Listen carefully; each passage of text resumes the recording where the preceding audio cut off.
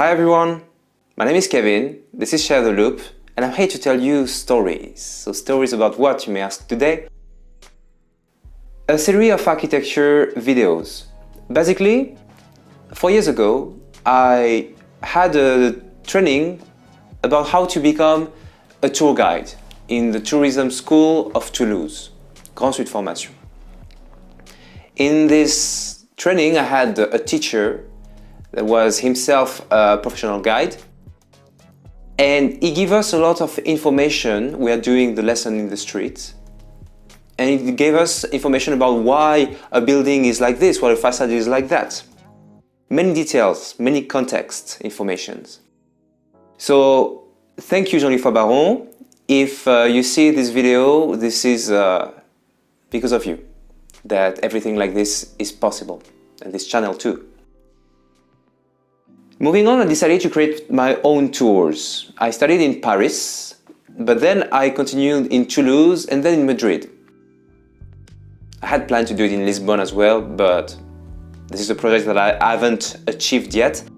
I was using Airbnb Experience that allows you to create and propose activities, and I had quite a lot of success with more than 100 positive reviews. 5 stars, so I'm pretty proud. But then the coronavirus happened, and basically I had to find a solution online. I did few lessons online, both using Airbnb and as well with person having very precise requests. How to understand French castles, how to understand Venice, how to understand the neo-styles that we are going to discover at some point together.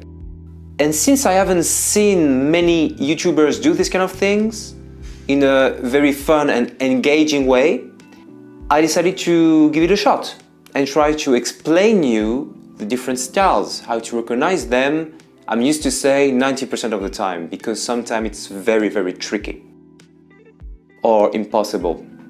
So that's the goal of this series of video about architecture. Understand 90% of all the facades of the buildings in the world. Mostly, I will be speaking to you about Western architecture because sadly, I'm not knowledgeable enough to speak to you about Hindu temples, for example, or Chinese dynastic architecture. I keep learning, but I cannot do that yet. So the goal is not to give you every details about architecture. The goal is to give you the main clue to recognize one style. There are a lot of styles, so I will do a lot of videos. I will continue the other subjects as well, because there is many things that interests me. And basically I do as I like. Most of the time I kind of feel in the beginning of the week what kind of video I want to do, and that's the one that will be done. But let's start today, with Greek architecture, Greek ancient architecture from antiquity. So where are we starting? The old ancient Greek Empire between the 9th century before Christ until the 1st century after Christ. The biggest extent that we have of this territory will be the one that has been conquered, the land that has been conquered by Alexander the Great. Now, this type of architecture will be found only on this territory. If you see something that looks like Greek, you can say that it's Greek inspired, but you cannot name something out of its territory and out of its time. This is the first element that we will going to respect on this channel. So how do we know about these elements of architecture? It's thanks to a Roman architect. Actually, this is what we call the first architect, which is not exactly true. This is the first architect we know about. The first architect, we still have the writings that survive through times. So basically, Vitruvius was writing to his emperor, Augustus, the first emperor of the Roman Empire. And he wrote this book called De Architecturae. Actually, it's not only one, it's a treatise. It's called as well the 10 books on architecture. You can find it online.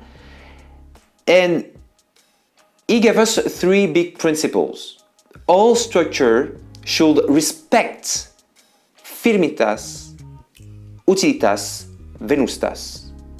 A structure should be resistant, useful, and beautiful. That's the 3 principles.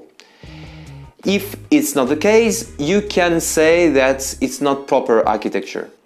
Or has said one of my customers when I was with tourists, there was someone that said that it's archi-torture. So there you go. I find this quite interesting. These 3 different principles, we call them as well the Vitruvian virtues.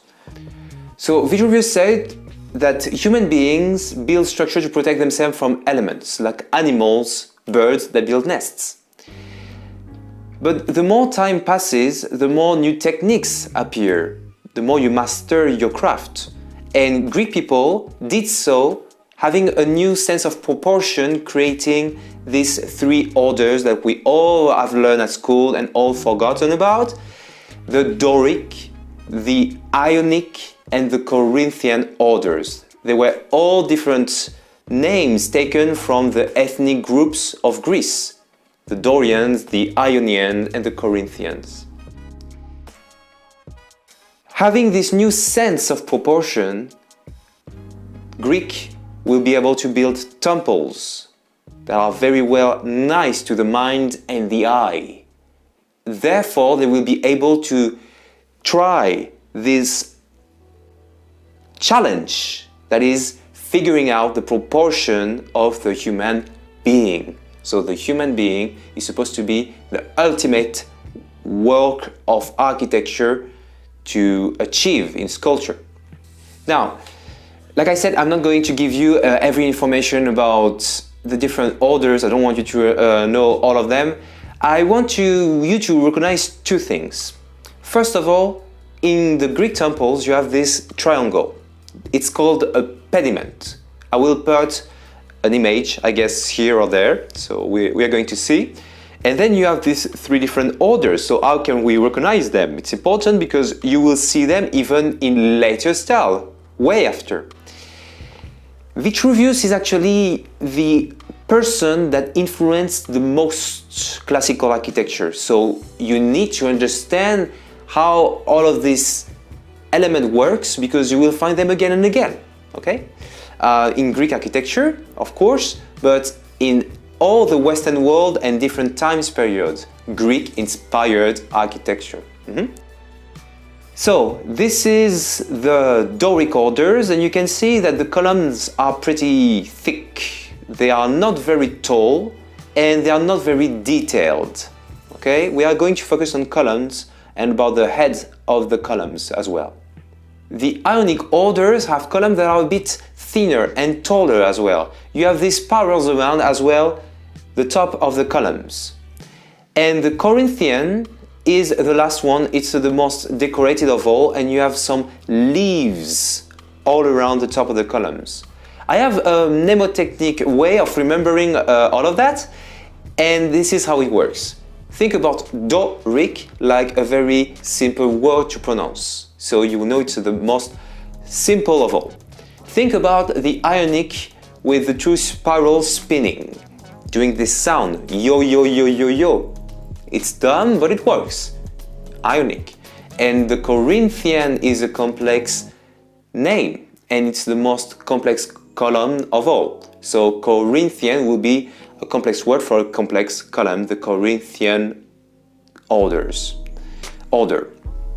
So guys, this is the end of this video. Thank you very much for watching. Please comment, share, subscribe, like, and activate the little notification bell at the bottom of the screen. I will publish a new video every Saturday. So please continue to share the loop as history and architecture repeat themselves over and over again. Bye! See you guys!